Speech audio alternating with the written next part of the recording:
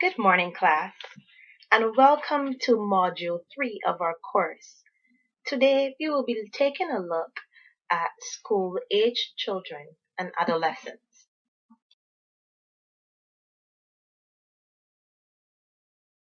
By the end of this module, you should be able to distinguish between the physical changes which occur in adolescence as opposed to those which occur in infancy.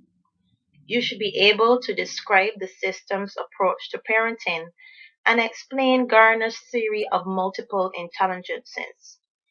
You should be able to predict how one's parenting style could affect adolescent development and understand self-esteem in adolescence.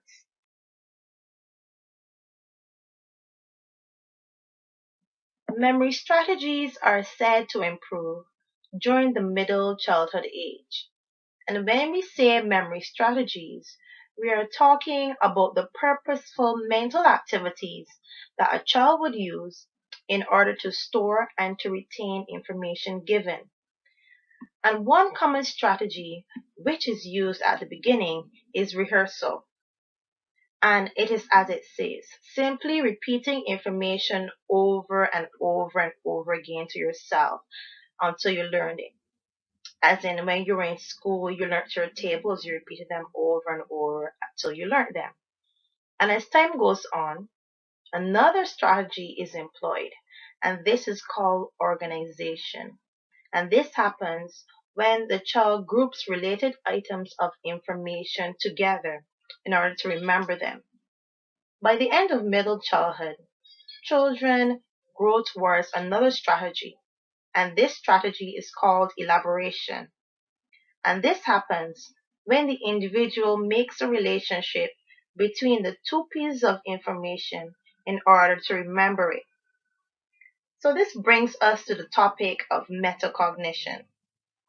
Now you heard the term metacognition, and this term simply means that as children review their own thought processes, they construct their own theory of the mind, or as it were, a coherent set of ideas about mental activities. This understanding is what is known as metacognition.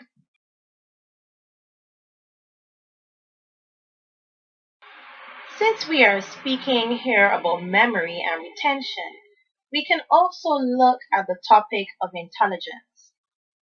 At school, we rely heavily on tests and scores in the Caribbean to determine our students' level of intelligence.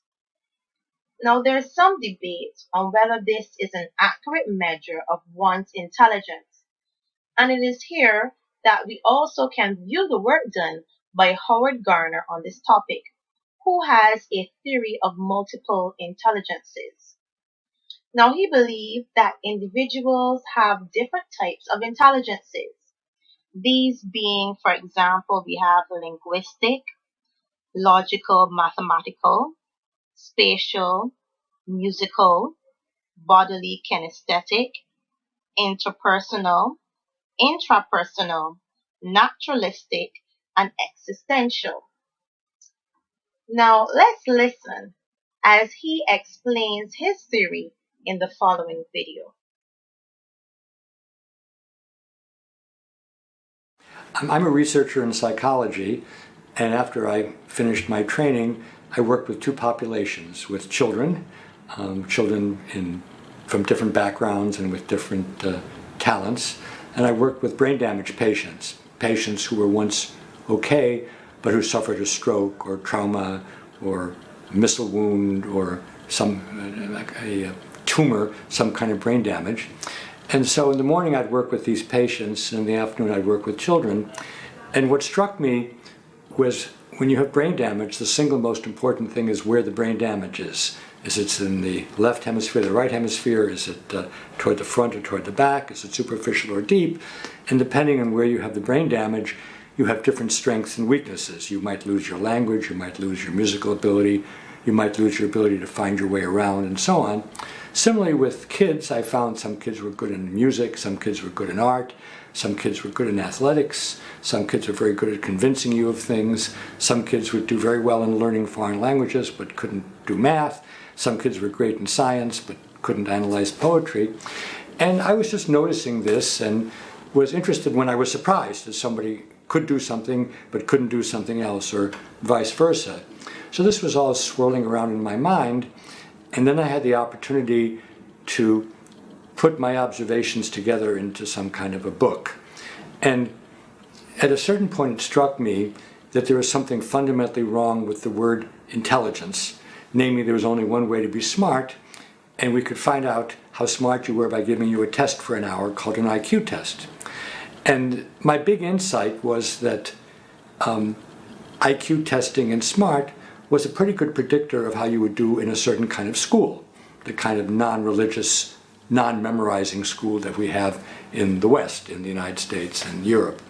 But once you got away from that certain kind of school to other kinds of schools, or how people did well when they left school and became salespeople or entrepreneurs or political leaders, that the IQ test and the single notion of intelligence didn't get you very far.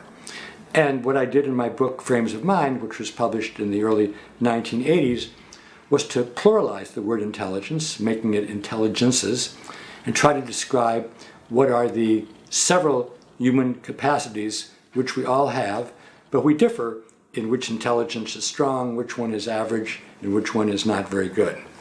And the book got a lot of attention when it was published, and interestingly, the people who found it most interesting were not other psychologists, but educators, and that catalyzed a turn in my own life toward working more in education and less in psychology in a strict sense.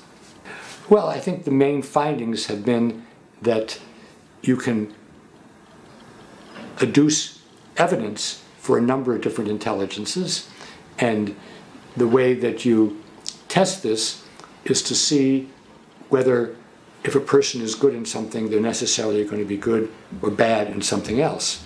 And as long as the correlation is high, then you assume it's a single intelligence. So if, for example, being able to speak well and write well are very similar, then you call that a single intelligence. But if your ability to write has nothing to do with your ability to speak, then those would be separate intelligences. When you ask what's been the outcome, I think the principal outcome has been a practical one, namely schools all over the world, educators all over the world have found these ideas very useful to them, and so they've developed curricula and pedagogy and even assessment which is oriented toward different intelligences. And if we think now about the digital media and the capacity of computers to present visual things, musical things, spatial things, and so on, you can have quite a multiple intelligences education just from a computer.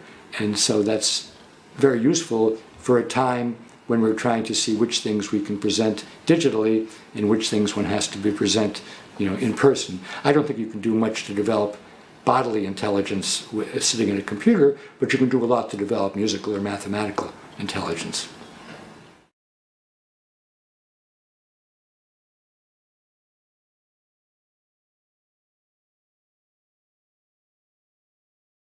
Now, moving on from intelligence, the family and parenting are also important facets in development at this age. Most psychologists see the family as functioning in an interconnected system where both parents and children influence one another. The system's approach to parenting not only places emphasis on the influence of the parent and the children, but also of wider systems, such as the impact of the school, extended family, and church. For example, and to give a good example of this, you can have a situation where you have a parent, they have one style of parenting, and the parents usually every week the child goes to visit their grandparents, and the grandparent has a different style of parenting. This will have an effect on the system.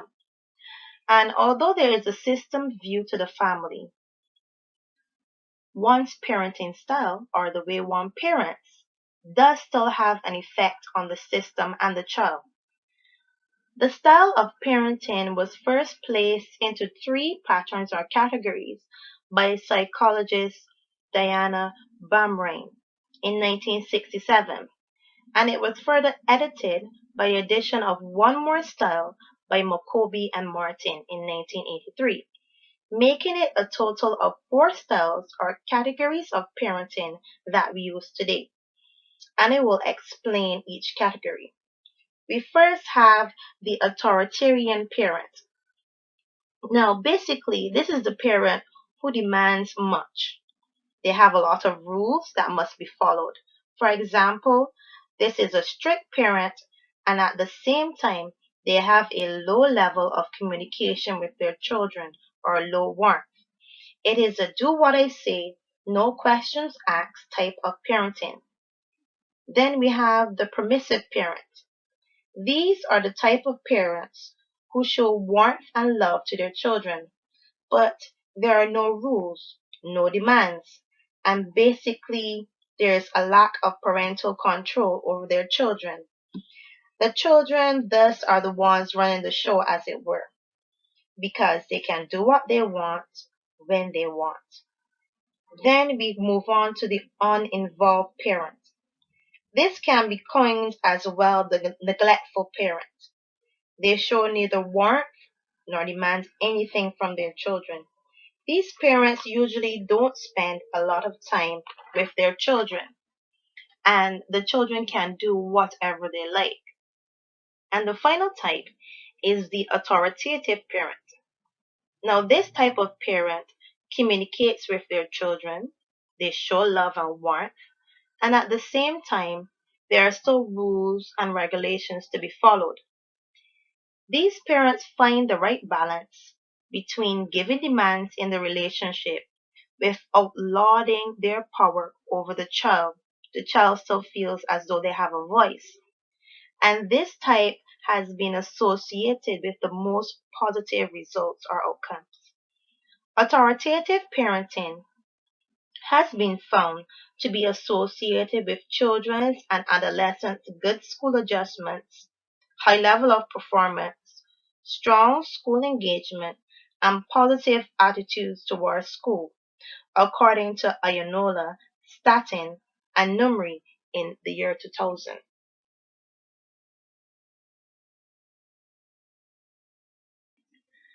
As we think about changes which occur in adolescence, we come to the subject and the milestone of puberty.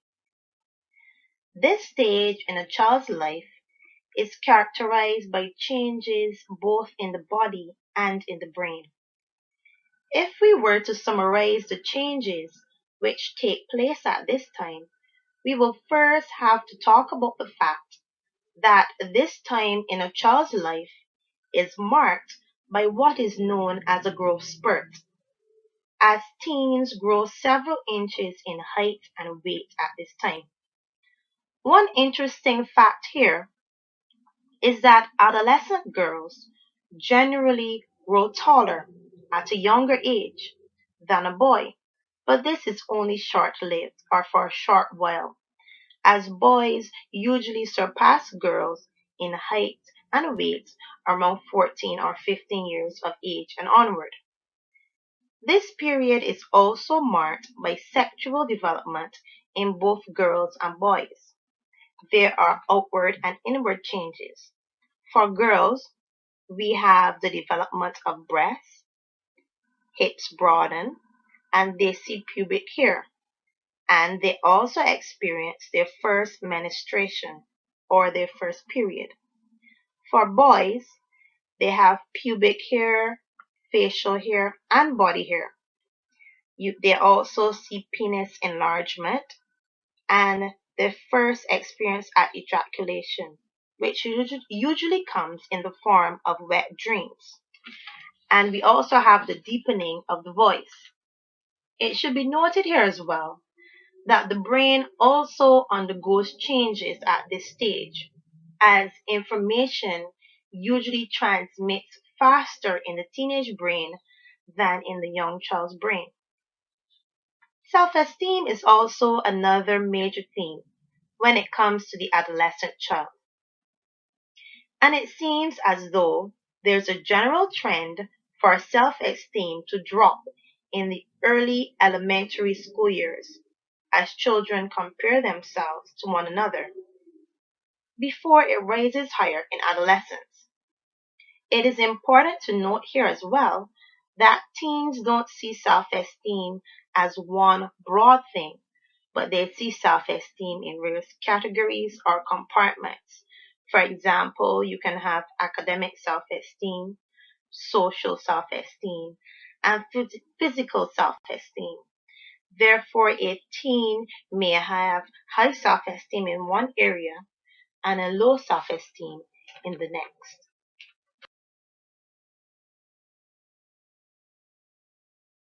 In continuing our discussion on low self-esteem and self-esteem in general, we're going to watch a video. And this video gives a talk on how low self-esteem comes about, as well as the problems which can be associated with this.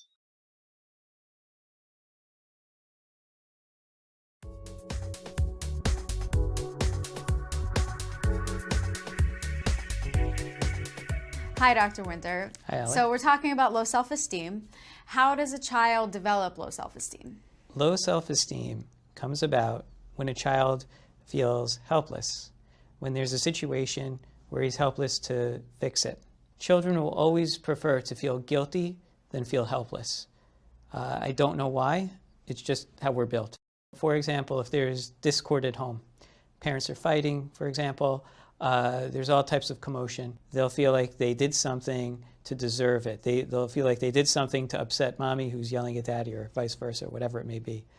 When it comes to school with academic achievement, what is school? Every day. There's a test, there's a quiz, there's some type of performance going on.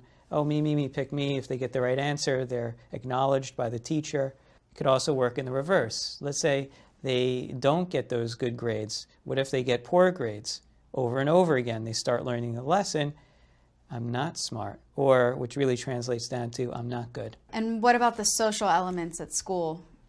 Can that contribute to low self-esteem too? All of us want to be accepted, especially at that age. It's a very, very powerful motivator. If a child is overweight and he gets teased for that, ostracized, what's the lesson? I'm not good enough. So what can you do for a child with low self-esteem? How do you fix it? First of all, we have to identify what the possible stressor or stressors are.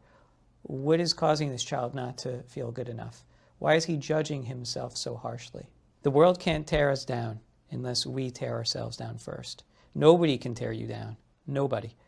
If you tear yourself down first, it's going to be a problem in life. We have to work on the child's automatic thoughts. And how do you do that? Those thoughts, the negative ones, have to be identified and interrupted. Let's say you have a daughter and she enjoys ballet. She just loves it. What would I tell you? Do it. Bring her to ballet. Let her learn. Let her enjoy. Nothing succeeds like success. It's proof positive, like, bam, I am good. I'm worthy. So what could possibly happen to a child with low self-esteem if they don't get treatment? If we don't treat it in childhood, what's going to happen is it's not going to go away. You can't close your eyes to this and say, you can't see me. No, it's always going to be with you. As children, they may be victims for bullies. As they get older, they may not reach their full potential in college. If somebody's so used to judging themselves so harshly, they're going to be experts at judging everybody else. And it's going to be a problem for somebody like that to be happy. Well, thank you, Dr. Winter. This has been really helpful. Thank you, Allie.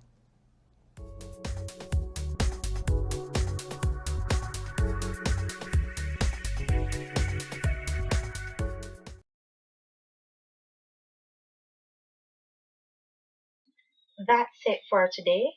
We have come to the end of our lecture on school-age children and adolescents. I hope that you have enjoyed the lecture today and continue to have a great day.